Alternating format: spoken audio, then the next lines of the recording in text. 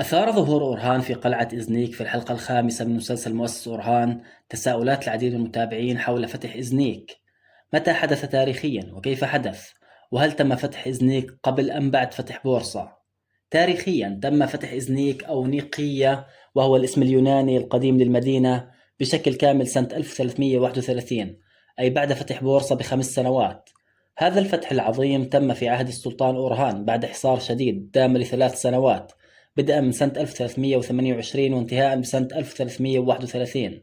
مدينة إزنيك كانت تحت حكم السلاجقة سابقا، لكن تم السيطرة عليها من قبل الصليبيين مجددا سنة 1097 ميلادية بعد تراجع الدولة السلجوقية. هذه المدينة كانت تعتبر بالغة الأهمية لعدة عوامل، منها قربها الشديد من بورصة والتي تبعد عنها 86 كيلو متر فقط، ولطبيعتها فهي تحتضنها الجبال من عدة جوانب، ولها موقع استراتيجي وميناء بحري على البحر الأبيض المتوسط. هذه المدينة زادت أهميتها بشكل كبير جدا بعد سقوط بورصة على يد العثمانيين بقيادة الغازي أورهان، وأصبحت كل الأنظار متجهة نحو هذه المدينة.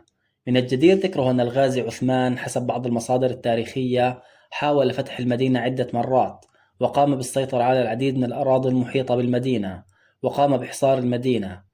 لكن وجود الميناء البحري وقلة خبرة العثمانيين في التعامل مع الميناء في ذلك الوقت أفشل مخططات عثمان، إلى أن جاء ابنه الغازي أورهان، والذي حاصر المدينة حصارا خانقا لمدة 3 سنوات من سنة 1328 إلى سنة 1331.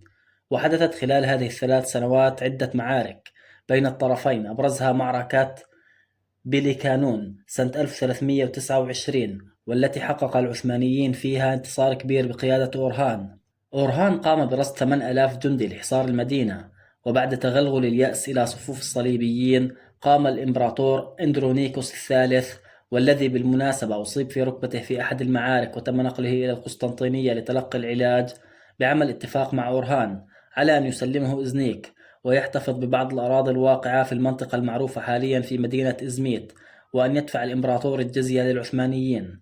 ودخل أورهان المدينة فاتحا بتاريخ 2/3/1331، وقام أورهان حسب بعض المصادر التاريخية بأداء صلاة الجمعة رفقة جنوده في الكنيسة الكبيرة، أهم الكنائس التي كانت في المدينة والتي تم تحويلها إلى مسجد.